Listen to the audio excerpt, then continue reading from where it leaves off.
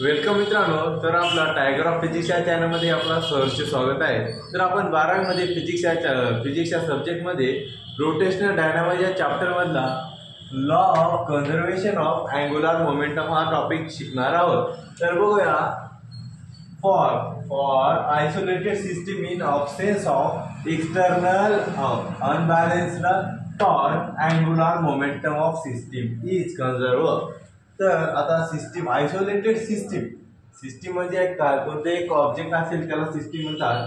हे ऑब्जेक्ट आहे आणि आयसोलेटेड म्हणजे काय, सेपरेट असते। आयसोलेटेड म्हणजे सेपरेट असते, त्याच्यामधून काय होईना, ट्रान्सफर एनर्जी ट्रान्सफर होईना, मध्ये मास ट्रान्सफर होईना, एनर्जी मास असं बाहेर बाउंड्री आहे समजा, त्या बाउंड्रीच्या आतमध्ये मास एनर्जी असं काही एक्सेट्रा ट्रान्सफर होत नाही। मतलब जे एनर्जी मास आहे ती बाहेर ट्रान्सफर होत नाही, मतलब मध्ये राहते, ज्याला म्हणतात आयसोलेटेड सिस्टीम। तर ही एक आयसोलेटेड सिस्टीम आहे इन ऑब्सेन्स ऑफ, कशाच्या गैरहाजरीमध्ये, in absence of external unbalanced torque. कोणाच्या गैरहाजरीमध्ये, टॉर्कच्या गैरहाजरीमध्ये काय होत आहे, इथं अनबॅलन्स्ड टॉर्क कसा आहे, अनबॅलन्स्ड। तर समजा इकडून आहे 5 न्यूटनचा फोर्स लावत आहे, तर इकडून मी 5 न्यूटनचा फोर्स लावत असेल तरी काय बॅलन्स व्हायले, हे बॅलन्स व्हायले। तर इकडून 4 न्यूटनचं लावत असेल तर बॅलन्स व्हायले काय। जर समजा मी आहे इकडून 5 न्यूटनचं लावत आहे, इकडून 5 न्यूटनचं लावत आहे, मी जागेवर हलेल का नाही।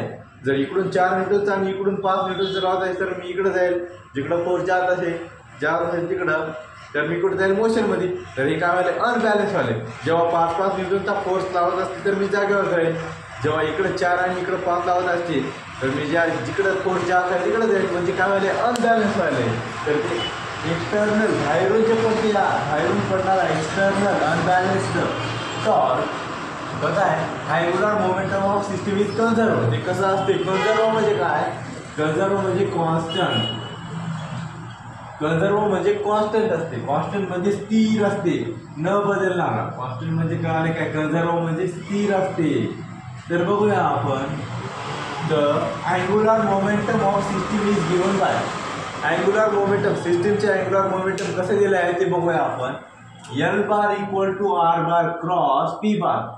आता बार का म्हणालो मी, इथं बार का म्हणतात, त्याला बार का म्हणतात, कारण की मॅग्निट्यूड ही कोणती वेक्टर क्वांटिटी असल्यामुळे याला बार द्यावं लागते। त्याला वाचतात असं P bar, Q bar, R bar असं वाचतात। आता बारच का देतात बरं, वेक्टर क्वांटिटी असल्यामुळे मॅग्निट्यूड आणि डायरेक्शन दोन्ही देते।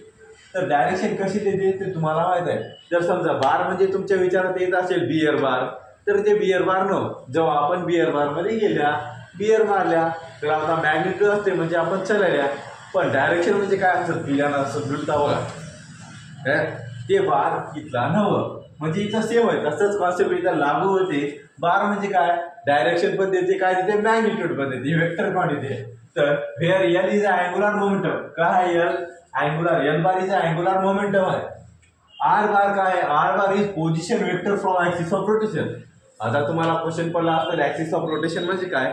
समजा हे आपला हात आहे, माझा हात, आणि हे ऍक्सिस ऑफ रोटेशन आहे, कसं फिरते, असं असं हात फिरते, कोणाच्या भोवती फिरते, याच्या भोवती फिरते, तर याला काय म्हणूया आपण, ऍक्सिस ऑफ रोटेशन म्हणूया।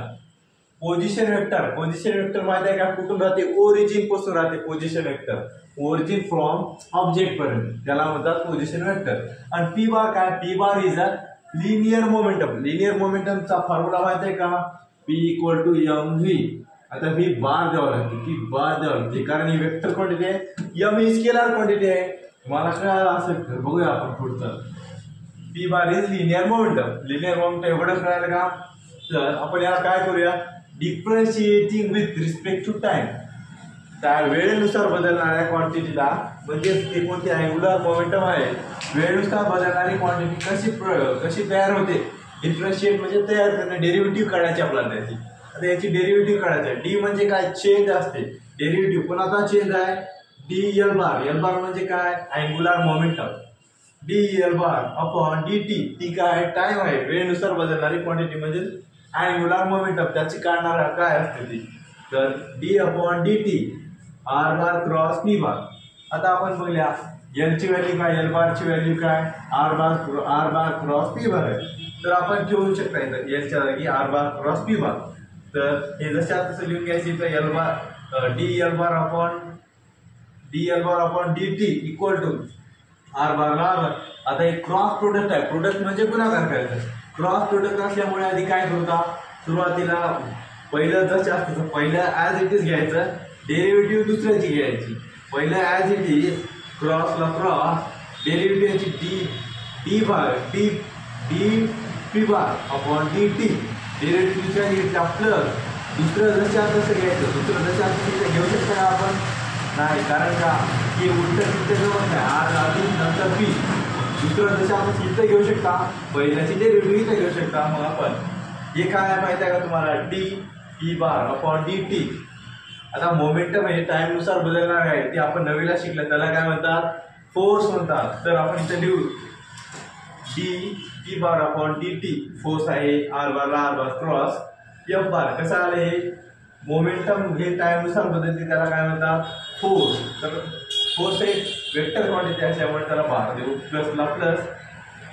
डी काय, आर काय, आर हे काय आहे, पोझिशन वेक्टर आहे. पोझिशन वेक्टर ओरिजिन पासून असते, ते काय ते मीटर मध्ये मोजल्या जाते, ते मीटर अपॉन टी टाइम. तर काय आहे डिस्प्लेसमेंट, डिस्टन्स अपॉन टाइम. तर कोणता फॉर्म्युला आहे, ते वेलॉसिटीचा फॉर्म्युला आहे. तर आपण व्ही बार लिहू शकता. व्ही काय वेक्टर क्वांटिटी असल्यामुळे व्ही बार घेऊया. क्रॉस व्हीचा फॉर्म्युला काय आता बघूया, P equal to M V, याला बार ठेवायचं. P equal to M V, M V इथे लिहून घ्यायचं, चार इथे लिहून घ्यायचं. मग R bar cross F bar plus. आता या दोघांमधून याला वेगळे करू शकता. हे दोन्ही एका जातीचे होता, एका जातीची म्हणजे याला क्रॉस आहे, याला बार आहे, याला बार आहे, व्ही होईल.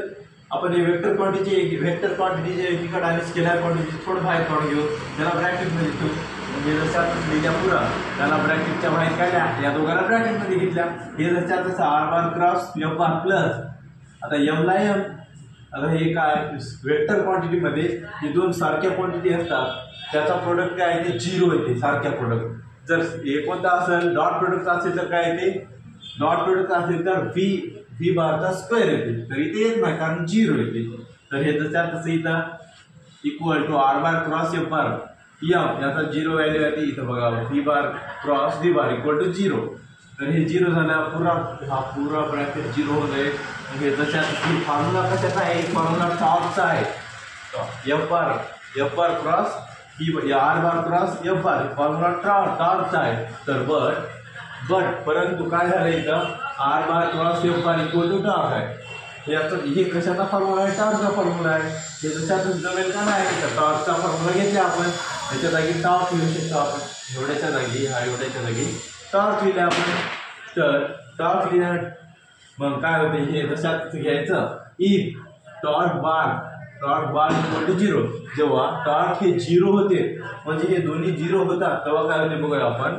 तर हे जशात सिद्ध लिहायचं, D L bar upon D T equal to zero. Torque zero झाला म्हणजे हे बी झिरो झाला.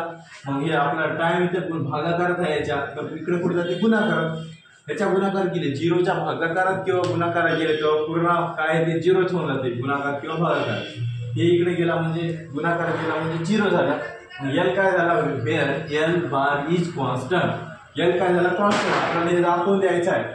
तर आपण हे काय म्हणताय, पहिले स्टेटमेंट काय म्हणते, कन्झर्व आहे. काय आहे, अँग्युलर मोमेंटम इज कॉन्स्टंट आहे, कन्झर्व आहे. कॉन्स्टंट म्हणजेच कन्झर्व म्हणजेच कॉन्स्टंट. तर अजून एक बार बघूया. For isolated system in absence of external unbalanced torque angular momentum of system is constant आहे. कन्झर्व म्हणजेच कॉन्स्टंट आहे. जर आपण हे आहे की एक काय सिस्टम आहे, आयसोलेटेड सिस्टम आहे, बाहेरला काहीच कोणता सोर्स मध्ये येत नाही, फोर्स येत नाही का, एनर्जी येत नाही, मास येत नाही, काहीच येत नाही, काहीच ट्रान्सफर होत नाही मध्ये, आणि मधलं बाहेर जात नाही, तेव्हा त्याला काय होते, अनबॅलन्स्ड फोर्स कोण टाकते, टॉर्क टाकते बाहेरून. आता या सिस्टीमच्या बाहेरून कोण टाकणार आहे, सिस्टीमच्या बाहेरून फोर्स टाकणार आहे, टॉर्क फोर्स टाकतात. त्याला काय म्हणतात, angular momentum of system is constant. तेव्हा अँग्युलर मोमेंटम सिस्टमची काही नसते, कॉन्स्टंट राहते. K equal to angular momentum of system L bar. K म्हणजे कॉन्स्टंट. कळलं का, झालं, धन्यवाद.